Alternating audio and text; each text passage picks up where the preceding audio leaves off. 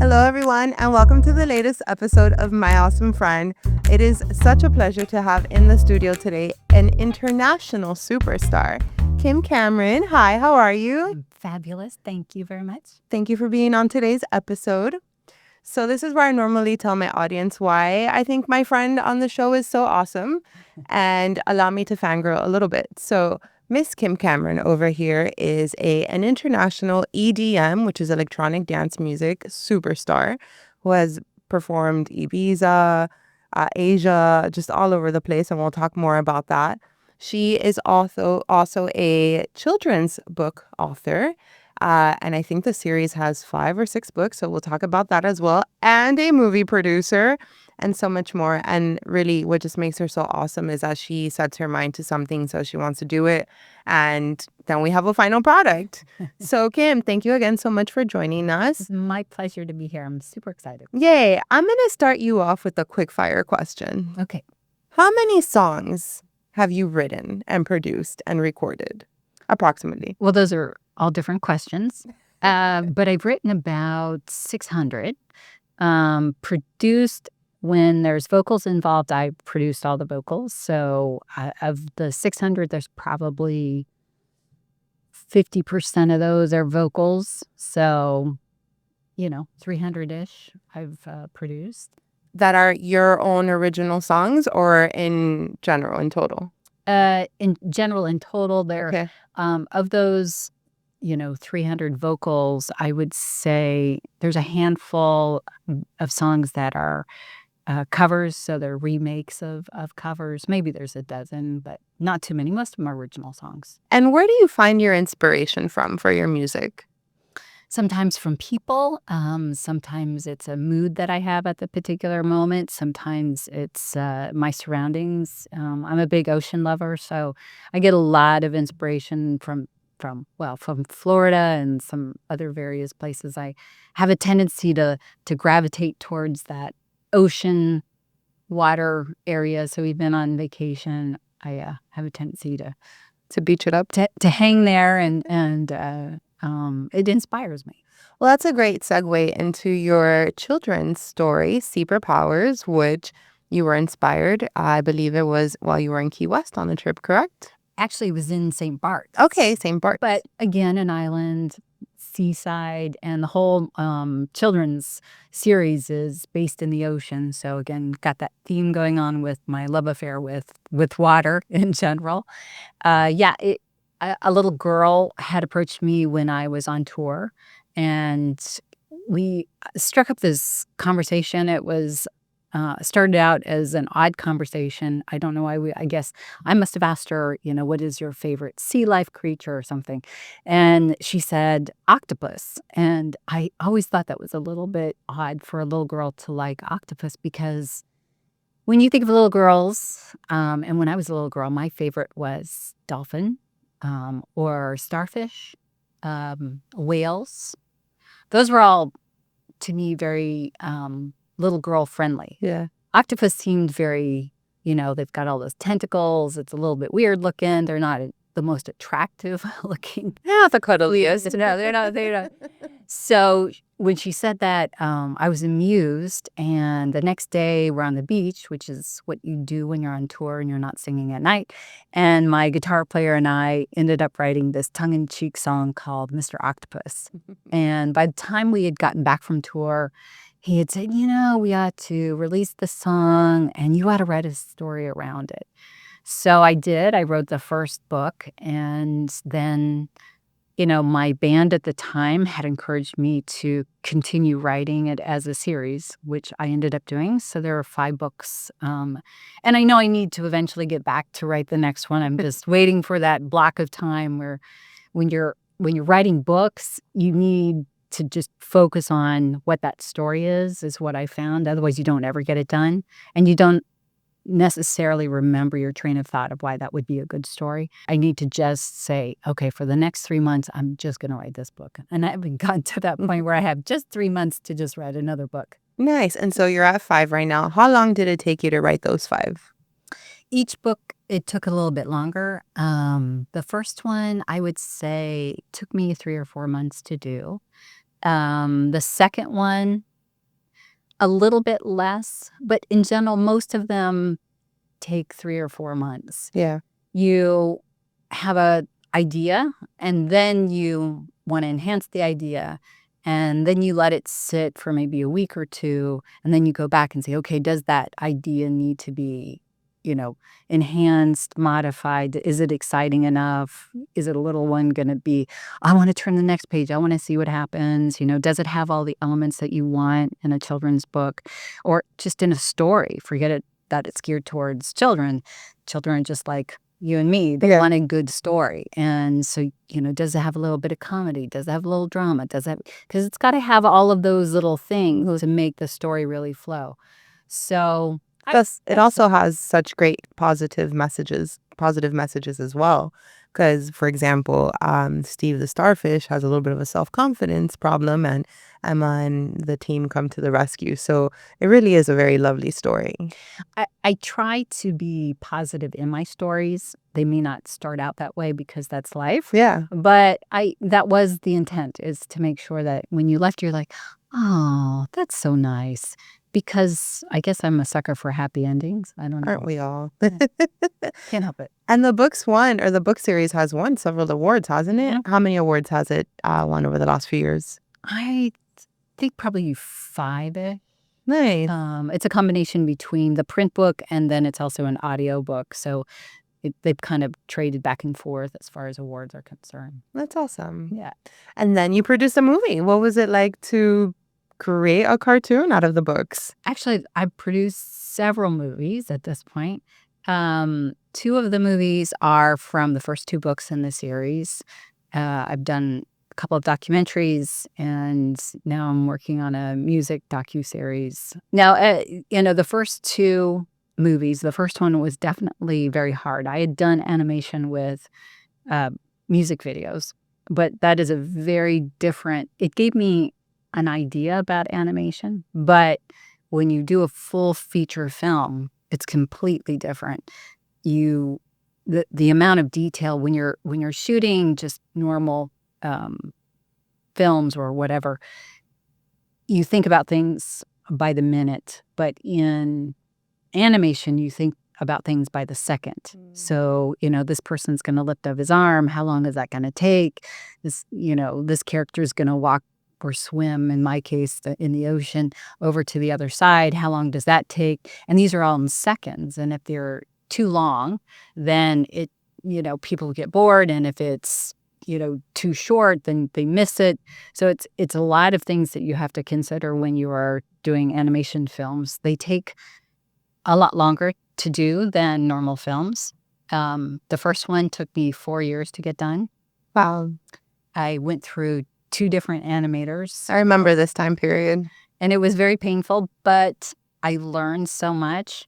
So by the time I hit the second one, it took me 1 year. So maybe a year and a couple months. And I have a third one ready to go, which wouldn't take me a long time, but I have to get the right funding for it. But yeah. Very cool. And you made all your own storyboards, and you lived and breathed and slept your project. And that is so admirable because you got it done at the end of the day, right? I got it done. That's awesome. And so your background is in communications or marketing or design and visual effects, right? And that broadcast journalism. None of the above, but all of that. That's related. All related. And you really do produce your own music videos. Yes. And you really do do the actual manual labor that it takes to produce them. Yes.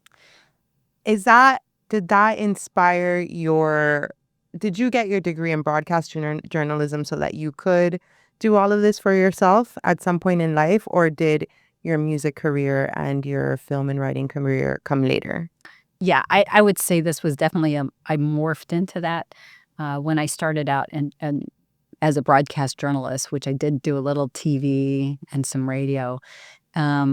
I very much wanted to be in broadcast journalism. That was wanted to do hard-hitting news. That's exactly what I wanted to do. And I couldn't find jobs that would actually pay for my the payments on my student loan. So I was like, I can't survive. Yeah.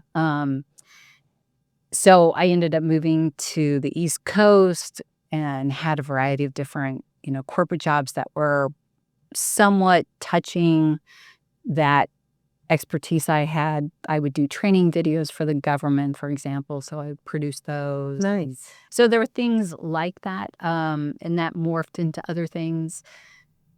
So by the time I hit past I'm tired of being in the corporate world, I'd said, I really would like to go back to my passion, which is music. And I decided to quit cold turkey. And that was shocking to everybody, a little bit shocking to me too, and decided to, jumpstart a music career, creating a music label, and it's kind of gone from there. So I did that in 2008. That's how long I've been on my own as an independent music label. What was the first song you released? It was as an album. Okay. And the album was called Contradictions. And the first song was written about, at the time, my brother-in-law, he's passed away since then.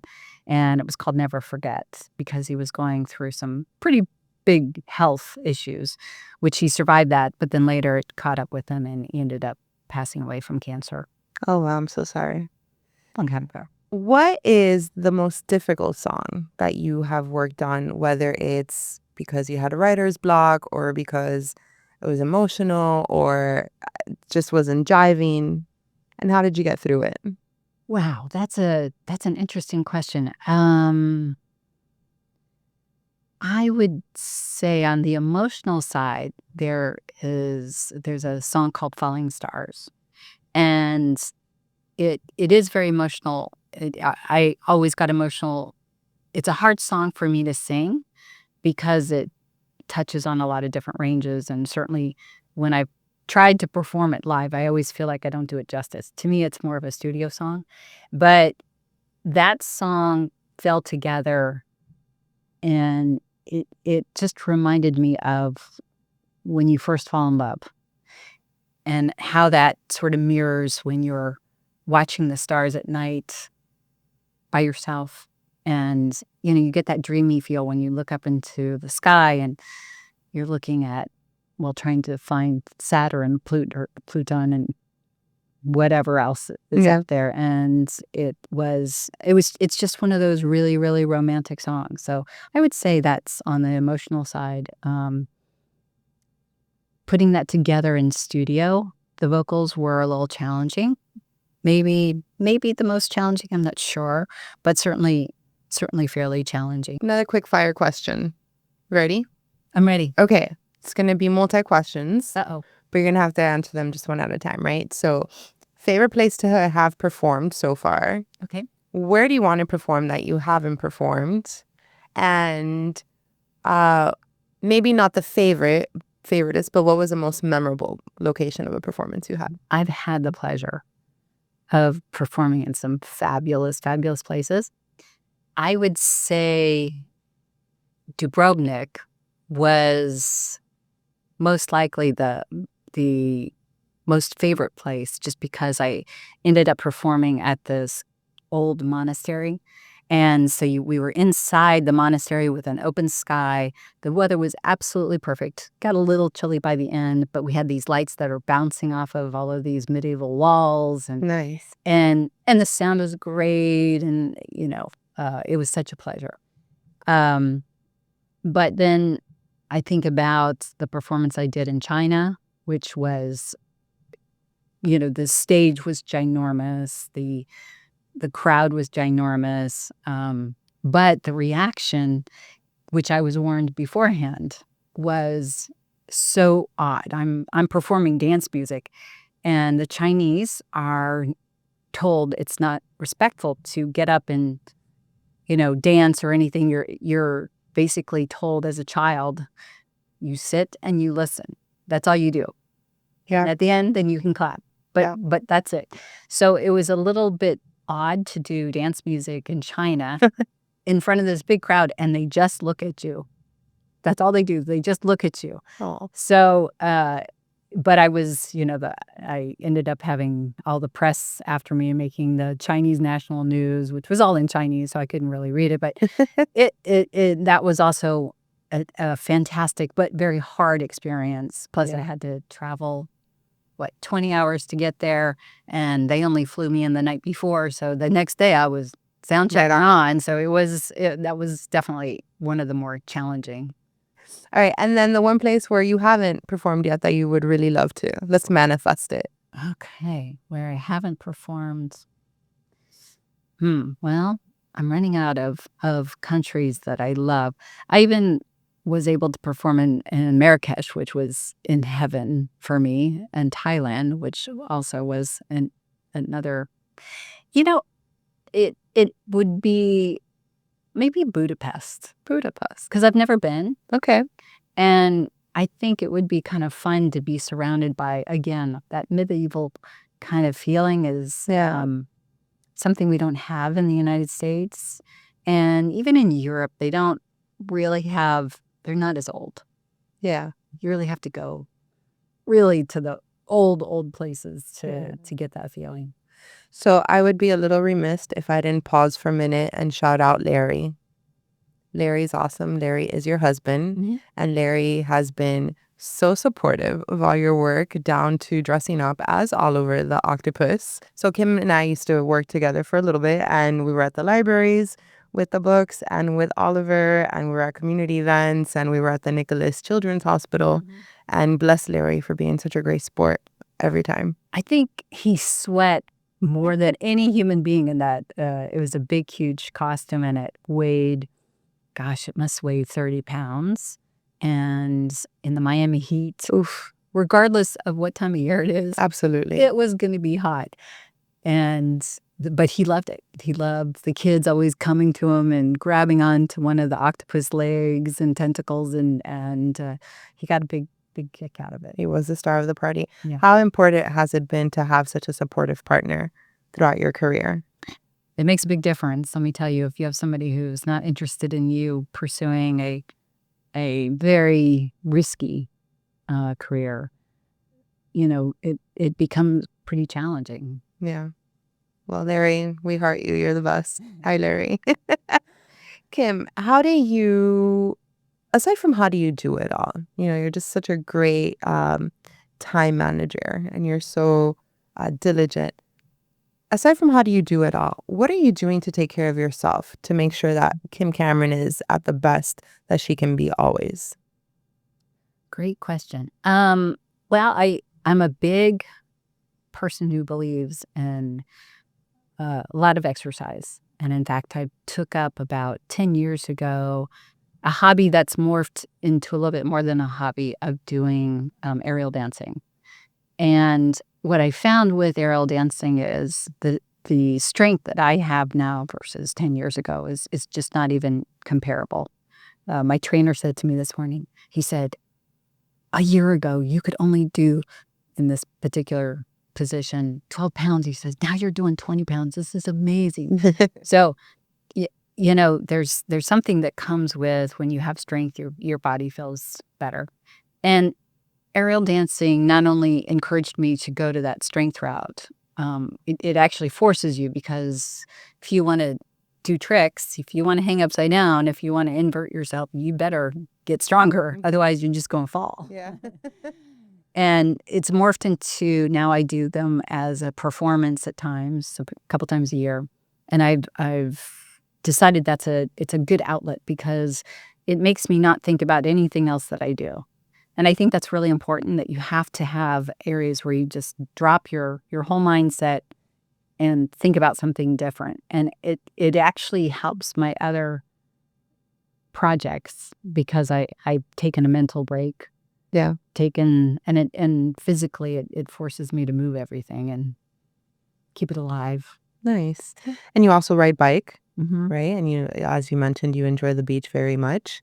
Speaking of projects, what's on the horizon for you? About a 45, 50-minute docuseries, very fast pace.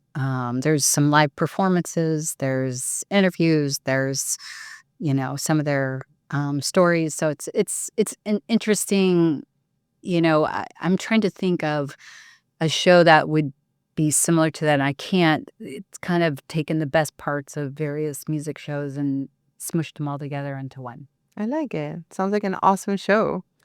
Well, we've won a few awards, so Alrighty, congrats. Tell us the name again so that our viewers can look it up. Miami's Listening Party. Miami's Listening Party on Amazon Prime, Tubi. And a couple others. Amazing. And I'm sure they can find it on your website, perhaps? Yeah. Okay, amazing. What's your website? Well, for Miami's Listening Party, it would be sideeffectspartners.com. Side FX, the letters FX, partners.com. Got it? Perfect. Yay. So, Kim, you like to entertain. Mm-hmm. Do you cook? I love cooking. What do you love cooking?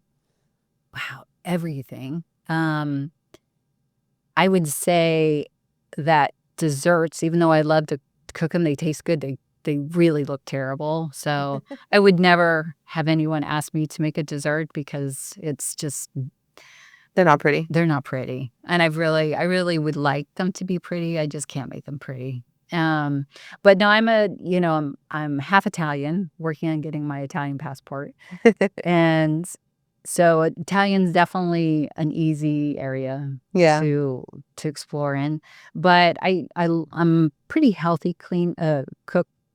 I like lots of clean food, but I also want it to be flavorful. So I have a tendency to do a lot of spice. Thai and spicy, kind of Japanese dishes. I'll do American dishes, but I'll do more of the greener, healthier options. But yeah, I'm a big fan of cooking, and probably the one thing that gives me a lot of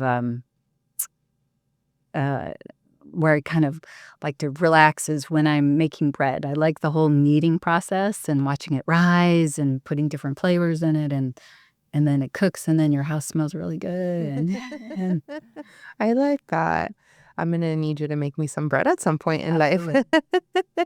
If you had an opportunity to have a one-on-one with anyone and ask them any advice, whether it's career or personal, who would it be? black coffee. Black coffee. Mm-hmm. Who's that? So he's like this. I think he's originally from the UK, but he's a EDM god, an amazing songwriter. He's worked with a bunch of different artists, but he's one of these great stories where he started just underground, producing, DJing, and then he just became this huge phenomenon. So now he goes to Ibiza for the summer, and people line up out the door. Who knows how much he's worth at this point, but black coffee will come to Miami frequently, and he's just one of the bigger stars out there. Yeah. But he's still, I haven't met him, but he comes across still as being very humble and hasn't forgotten where he came from, and knows that hard work is what drove him there. So you have this beautiful black cat, and her name is Midnight. Tell us about Midnight, because Midnight stars in some of your music videos, doesn't she? She does. So Midnight is a rescue kitty. She's from the beach. She is just the love of my life. She is, she's still a little feisty, because feral kitties never get rid of all of their stuff. But she definitely, she trusts me, and she travels with me all over the place. She's been to New York. She's been to St. Bart's. She's been to the Bahamas. She's been to the Keys. I mean, this cat goes everywhere. She loves to travel. She's not big on some of the airlines' new rules that you have to be like tucked away, but she's also been in a couple. I shot her for the latest music video I just released. She keeps asking for royalties and things like that, which is kind of a problem, but Has she been talking to Taylor Swift's cat? clearly. But she's just the sweetest thing. Going back to recording your own music videos, there has to be a really funny moment that really just makes you chuckle. I don't know, the camera fell, the set caught on fire. Do you have one of those moments that you can share with us? Every music video has funny moments. I mean, that's kind of the fun part about music videos. I mean, anywhere from you're shooting a music video, I've had something stuck to my face the whole time, and nobody thought to tell me, or they didn't see it or whatever, and so we had to reshoot it later on when we were looking back, and I was like, "What is that?" And it was just some piece of, I don't even remember what it was, but here it is. Like, you're turning, you see this thing, and you gotta be kidding me. Anywhere from that to, of course, you have lots of, oh, we're out of battery. Oh no, it's gonna take too long to, The battery one is always fun. the battery one is always fun. We had this one video shoot that we did up in, I'm trying to remember the monastery name of it. It's up in Aventura. It's the old Spanish one. It's beautiful. And I ended up having a huge cast. We won a bunch of awards for that because it was kind of a spin-off of Sleeping Beauty. And it was a very cool shoot. But just watching everyone getting all the makeup, and of course, we did elaborate fairies, and we had the not soldiers, but the guards, just like black, and we probably laughed all day long just seeing all these friends who participated, and they all looked like they just stepped out of Disneyland, right? What are we doing in this music video? So there's always something fun. What drives you, Kim? I'm a storyteller. I like telling stories, whether it's music videos or feature films or even songs. I'm a storyteller. So I'm going to put you on the spot. Okay. What is your story? What is my story? I'm still writing my story. I haven't finished. Are there any additional words that you'd like to share with our audience, whether it's inspirational or funny or, just stay at it, something that maybe someone told you at some point in your career that helped you get through something? I will say that following your passion is never a mistake. Yeah. No matter if you end up spending a ton of money following that passion, no matter if maybe it's not as, whatever you end up producing or making or whatever, it's maybe it's not as good as you thought it would be. It's always worse, I think, for you to look back and say, gosh, I wish I could have done that. Yeah. I wish I would have tried to do this. And I think people underestimate how much passion can drive and fulfill them, whether it's happiness or just to be able to, my accomplishment. I did. I followed my passion. I learned from it. And, these are the good things and these are the bad things. But at least I gave it a swing at the bat. Ain't that the truth? Those are great parting words. Thank you again so much for joining us on My Awesome Friend and for being such an awesome human as well. And I can't wait to check out the Miami Listening Party show. And I can't wait to keep hearing all your new music. We'll put all her links in our social content and down below so you can follow Kim and all her upcoming projects. And do check out Superpowers if you have little ones. It is a really beautiful book. And it is really cute and quirky and has such great messages for both family and kids alike. So, Kim, again, thank you so much. And we hope you've enjoyed this episode. Make sure to like, follow, and subscribe. All the things that people always say at the end of these episodes. And we'll see you on the next one. Bye, friends.